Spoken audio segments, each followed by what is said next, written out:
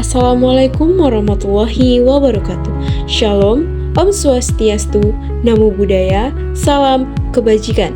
Perkenalkan, nama saya Siti Ramawati dengan NIM 2304322 selaku perwakilan dari kelompok 1 yang akan mempresentasikan tentang sejarah ekonomi di negara Cina.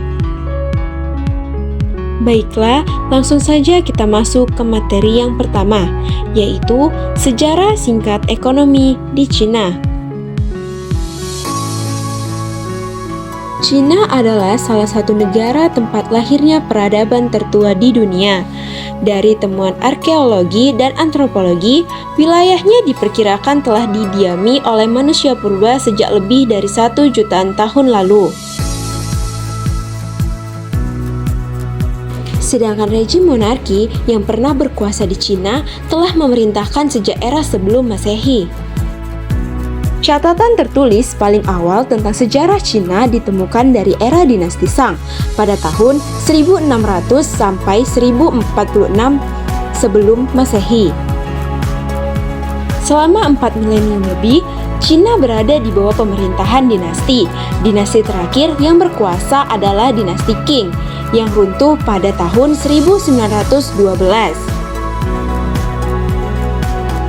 Lalu disusul dengan berdirinya Republik Cina. Kemudian pada tahun 1949 terjadi Revolusi Komunis Cina yang memproklamasikan berdirinya Republik Rakyat Cina atau RRC.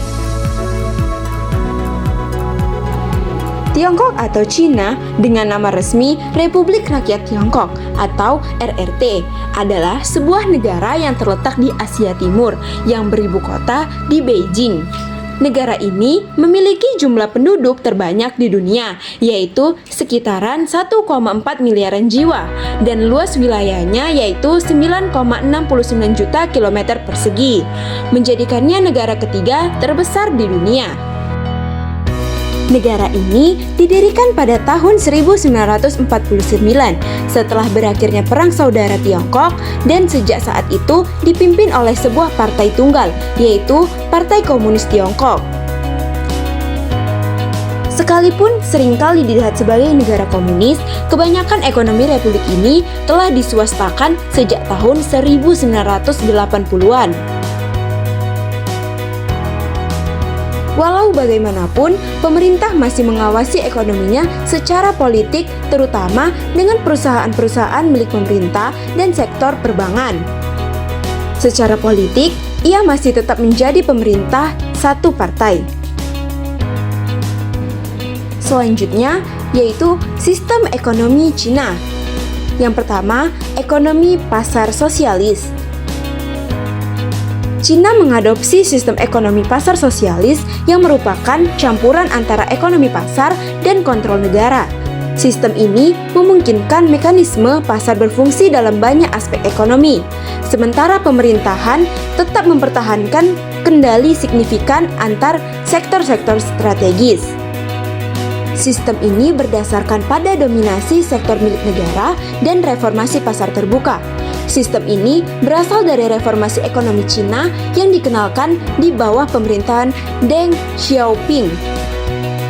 Alhasil, sistem perekonomian Cina pun diatur oleh negara, dan warga negara yang menentang akan dihukum.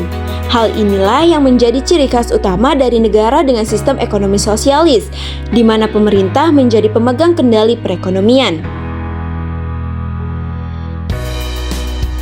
Dalam sistem ini, pemerintah menguasai sektor-sektor penting seperti energi, transportasi, dan telekomunikasi melalui perusahaan milik negara atau BUMN. Kekuatan pasar. Mekanisme pasar digunakan untuk menentukan harga dan mengalokasikan sumber daya di sebagian besar sektor lain. Investasi pemerintah. pemerintah mengatur ekonomi melalui kebijakan fiskal dan moneter, perencanaan industri, dan inisiatif pembangunan. Selanjutnya, kegiatan ekonomi di Cina. Yang pertama, ada manufaktur. Cina dikenal sebagai pusat manufaktur dunia karena skala besar dan efisiensi produksinya. Contohnya, produk elektronik, tekstil, mainan, kendaraan bermotor, dan peralatan rumah tangga. Dan kawasan seperti Guangdong, Jiangsu, dan Zhejiang merupakan pusat manufaktur utama.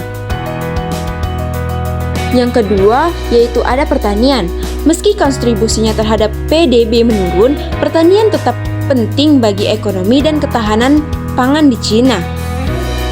Contohnya yaitu produksi padi, gandum, jagung, kedelai, sayur, dan buah-buahan. Terletak di Provinsi Henan, Shandong, dan Sichuan adalah daerah pertanian utama di Cina. Yang ketiga, teknologi dan inovasi. Cina berinvestasi besar-besaran dalam teknologi dan inovasi untuk menjadi pemimpin global dalam sektor ini. Contohnya, perusahaan seperti Huawei, Alibaba, Tencent, dan Baidu yang bergerak di bidang teknologi informasi, e-commerce, dan kecerdasan buatan. Untuk lokasinya sendiri yaitu kota-kota seperti Shenzhen atau pusat teknologi, Beijing atau pusat inovasi, dan Shanghai atau pusat bisnis. Keempat, infrastruktur. Investasi besar dalam infrastruktur untuk mendukung pertumbuhan ekonomi dan menghubungkan berbagai wilayah. Contohnya seperti proyek Belt and Road Initiative atau BRI, pembangunan jaringan kereta cepat, pelabuhan, dan bandara. Proyek BRI melibatkan banyak negara, sedangkan pembangunan domestik terbesar di seluruh Cina. Kelima, energi dan sumber daya alam. Energi dan sumber daya alam sangat penting untuk mendukung pertumbuhan ekonomi di Cina. Contohnya yaitu produksi batu bara, minyak bumi, gas alam, dan energi tabarukan seperti tenaga angin dan surya. Lokasinya sendiri yaitu seperti provinsi seperti Shanxi, Xinjiang, dan berbagai proyek energi tabarukan di seluruh negeri. Keenam, pariwisata dan jasa. Sektor jasa termasuk pariwisata, terus berkembang sebagai bagian penting dari ekonomi di Cina. Contohnya, pariwisata domestik dan internasional, layanan keuangan, perbankan, dan asuransi. Lokasinya yaitu destinasi wisata seperti Beijing atau kota terlarang, Xi'an atau Terakota Army, dan Shanghai atau Pudong. Selanjutnya, masalah perekonomian yang pernah terjadi di Cina. Salah satu masalah ekonomi yang terjadi di Cina adalah krisis properti yang muncul karena adanya ketidakseimbangan dalam pasar real estate negara tersebut. Krisis properti di Cina dimulai dari pertumbuhan pesat sektor real estate selama beberapa dekade terakhir. Ini dipicu oleh urbanisasi cepat, pemerintahan tinggi untuk perumahan, dan kebijakan pemerintahan yang mendukung pembangunan properti. Pengembangan besar seperti Evergrande memainkan peran besar dalam ekspansi ini. Seringkali mengandalkan pinjaman besar untuk mendanai proyek-proyek mereka. Krisis ekonomi ini disebabkan oleh beberapa hal, yaitu yang pertama, utang yang tinggi. Pengembangan properti di Cina, terutama yang besar seperti Evergrande, telah mengakumulasi utang yang sangat tinggi untuk mendanai proyek-proyek besar mereka. Utang ini seringkali berasal dari pinjaman bank dan penerbitan obligasi yang menciptakan tekanan besar pada keuangan perusahaan ketika kondisi pasar berubah atau ketika pendapatan dari penjualan properti menurun. Yang kedua, kebijakan Three Red Lines. Pada tahun 2020, pemerintahan Cina memperkenalkan kebijakan Three Red Lines yang menetapkan perbatasan-perbatasan pada rasio utang terhadap aset, rasio utang bersih, dan rasio kas terhadap utang jangka pendek. Kebijakan ini bertujuan untuk mengurangi resiko keuangan di sektor properti, tetapi juga menyebabkan banyak pengembangan mengalami kesulitan likuiditas karena mereka harus menyesuaikan neraca mereka dengan cepat. Yang ketiga, spekulasi dan kenaikan harga. Spekulasi di pasar properti telah menyebabkan lonjakan harga yang signifikan selama bertahun-tahun. Banyak orang membeli properti bukan untuk dihuni, tetapi sebagai investasi yang menyebabkan ketidakseimbangan antara pasokan dan permintaan. Ketika harga properti telah tinggi, ia menciptakan risiko gelembung yang bisa pecah kapan saja. Keempat, overbuild atau kelebihan pembangunan. Dalam upaya memenuhi permintaan pasar yang tinggi, banyak pengembangan pembangunan properti secara berlebihan. Namun, tidak semua properti ini terjual atau disewa, yang menyebabkan banyak properti kosong dan meningkatkan beban utang pengembangan.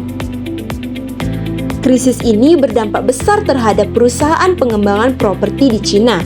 Banyak perusahaan besar yang mengalami kesulitan keuangan, beberapa bahkan menghadapi kebangkrutan Evergrande. Misalnya, gagal memenuhi kebijakan utangnya, yang memicu kekhawatiran akan dampak sistematik terhadap pasar properti dan keuangan di Cina.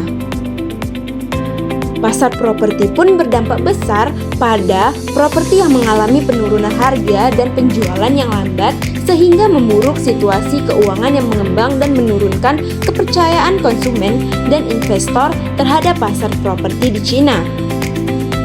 Sektor properti penyumbang bagian yang signifikan terhadap PDB di Cina dan lapangan pekerjaan. Krisis ini di sektor ini berdampak negatif pada pertumbuhan ekonomi dan stabilitas keuangan, serta dapat mempengaruhi sektor-sektor terkait seperti konstruksi dan bahan bangunan. Penyelesaiannya yaitu Cina telah melakukan berbagai upaya untuk bisa memulihkan kembali sektor properti di negaranya, seperti yang tengah dilakukan oleh pemerintah kota Zhengzhou. Mereka telah meminta penduduknya untuk menjual rumah bekas mereka ke perusahaan milik negara dan membeli yang baru. Dengan begitu, negara bisa mengurangi persediaan rumah baru untuk membantu sektor properti di sana bangkit kembali. Selain itu, pemerintah Cina mengeluarkan regulasi untuk bank-bank dalam negeri untuk memberikan pinjaman kepada pengembangan properti. Pinjaman ini ditunjukkan kepada pengembang untuk menyelesaikan proyek-proyek yang sempat mangkrak setelah kesulitan membayar utang dan terdampak pandemi COVID-19. Kesimpulan yang dapat diambil dari rangkuman tentang ekonomi di Cina yaitu negara Cina dan Tiongkok merupakan negara yang menggunakan sistem ekonomi pasar sosialis, di mana pemerintahlah yang memegang kendali negara dalam perekonomiannya dan sektor-sektor penting seperti energi, transportasi, telekomunikasi melalui perusahaan milik negara. Sekian presentasi dari kelompok 1, lebih dan kurang kami memohon maaf. Assalamualaikum warahmatullahi wabarakatuh.